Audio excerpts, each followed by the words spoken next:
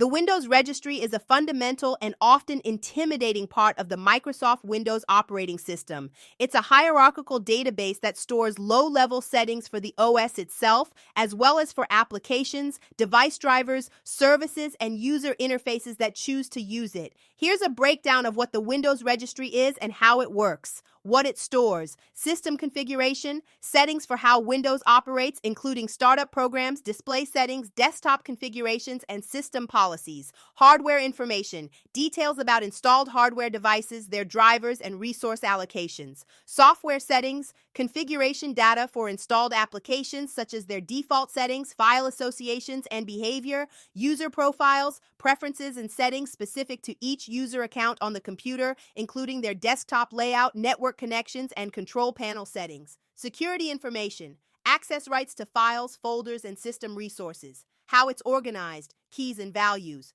The registry is structured like a tree, with keys acting as folders and values as the actual data entries.